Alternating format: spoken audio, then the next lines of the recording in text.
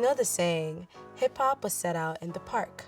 It's a nod by MC Shan to the early days of rap, which was set outside in the outer boroughs of New York. And you could picture the West Coast version of this. Now, by the time the mid-90s came around, acts like Uncle Luke, the Ghetto Boys, and 8 Ball and MJG had cemented rap below the Mason-Dixon line.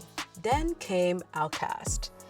Boi and Andre 3000 reimagined rap in Atlanta's image. It was eccentric, it was funky, it was fly, and as they famously let everyone know, the South got something to say. My name is Elsie, and you're watching Off the Record.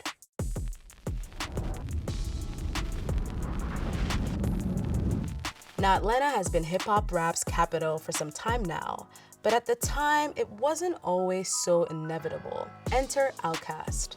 The first 15 years of hip-hop was dominated by New York rappers, their lyrical style, and their affection for snare drums. When Los Angeles came into the picture, G-funk sounds and synthesizers helped power gangster rap. High school classmates and art students, Boi and Andre 3000, pulled from both locales and injected their distinct Southern DNA to create a whole new sound. Just listen to their debut single, Players Ball. In the production, you can hear traces of Cali's obsession with Parliament Funkadelic. And lyrically, Boi and Andre are just as sharp as A Tribe Called Quest, one of their biggest influences. But beyond their music being a patchwork of other styles, they brought real innovation to hip-hop. Their fluid double-time flows laid the framework for the Migos' trademark triple-time flow. And while other groups like UGK offered insight into Southern life, OutKast's framing was more urban than country. Later, T.I., Killer Mike, and Young Thug would adapt this blueprint.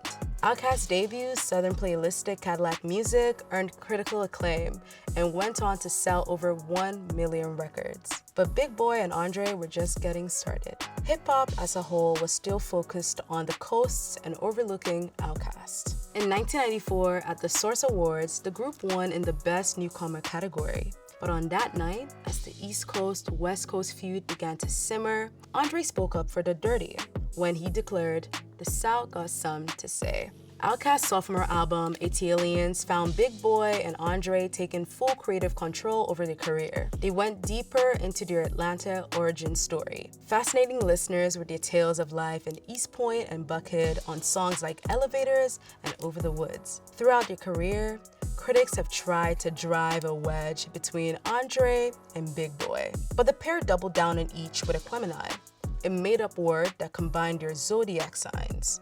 It was a strong signal to the world that each member of the group had a unique approach that only amplified the greatness of the group.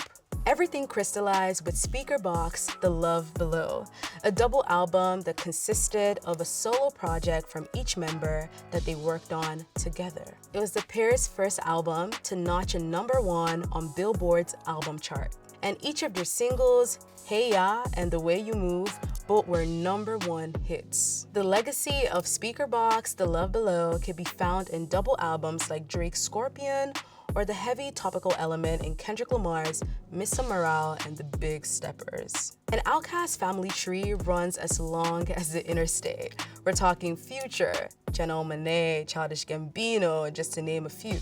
The two continue to release solo projects, including Andre's recent flute-based album, 2023's New Blue Sun. Now that we know the story of OutKast, I have a question for you all. What are your favorite OutKast songs or albums? My personal favorite is Stankonia. As usual, leave a comment and let's have a conversation. My name is Elsie, and you're watching Off the Record, only on REVOLT.